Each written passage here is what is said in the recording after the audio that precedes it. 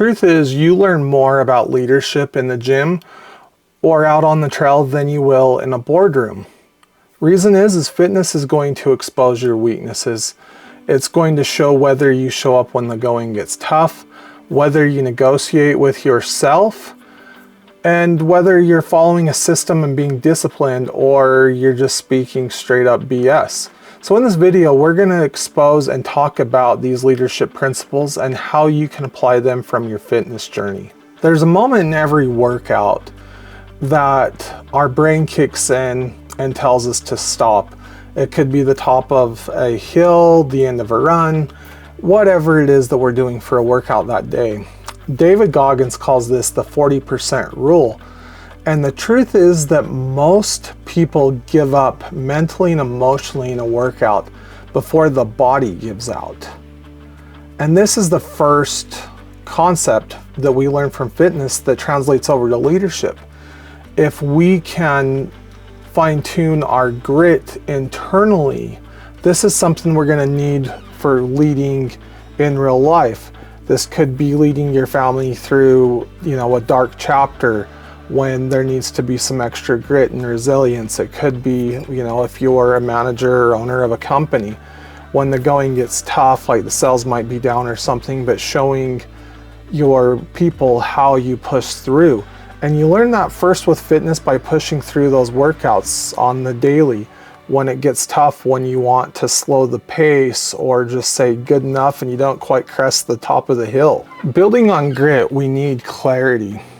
Now I'm going to tell you there are many studies. I don't have one specifically for the video, unfortunately, but you can go Google this or ask ChatGPT. The people that are the most successful in fitness, just like leaders, go in with a plan. The people that see the best results in the gym are the ones that go in, they know the workouts they're gonna do, they know how many sets they're gonna do, they know how many reps, they also know their target weight. Same thing with runners. When they go out for whichever run, they don't just, I'm gonna go for a run for fun. They know their mileage, they know their pace, they know what their objective is. Are they doing speed work that day? Are they trying to build base miles? They know it. They have that objective, they have that clarity.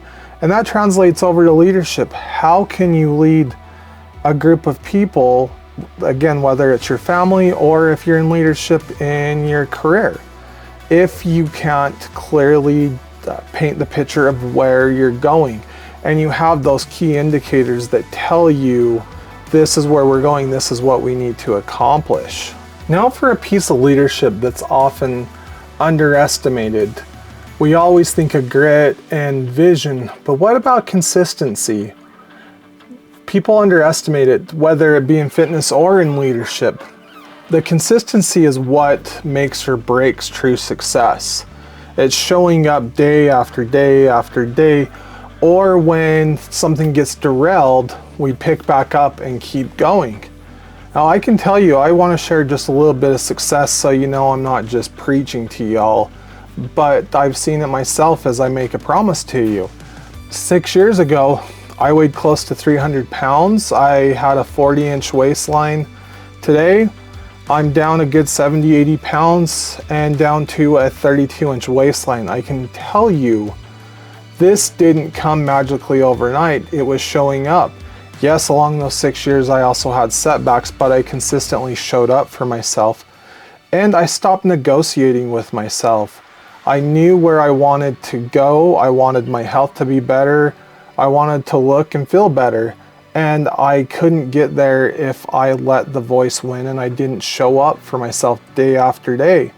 And this is one piece that good leaders strive to do, is they show up for their people and show them how to consistently push through the days even when they're bad, and show them that it's the little pieces day after day after day that stack up and add up, and that's consistency. Now let's talk a little bit about discipline. I know this kind of crosses over to the grit thing a little bit, but it's training that voice in your mind and learning how to help with motivating yourself and your people. Jocko talks about this and he says discipline equals freedom. And what this means is when we show up for ourselves when nobody is watching and helping build our voice when nobody's watching. This is going to translate over to real life. So let's take it. A lot of times we might not feel like starting our workout, or as I talked about a little bit earlier, pushing to that next rep, the top of that hill. We celebrate that win when we don't give in to the internal voice. We can take that in the future. We say, remember that last time? You didn't want to do this. You were ready to give up, but you didn't. Look what happened. You won. And we continue to tell ourselves that, because if we don't, our mind's going to come back and say, you didn't do it last time. What makes you think this time's going to be different? And that's where the negotiation comes in. So we stack those wins when we get that, as we learn that discipline, we remind ourselves, we've already done this. We have won. In closing, fitness builds leadership because it builds those traits that great leaders have.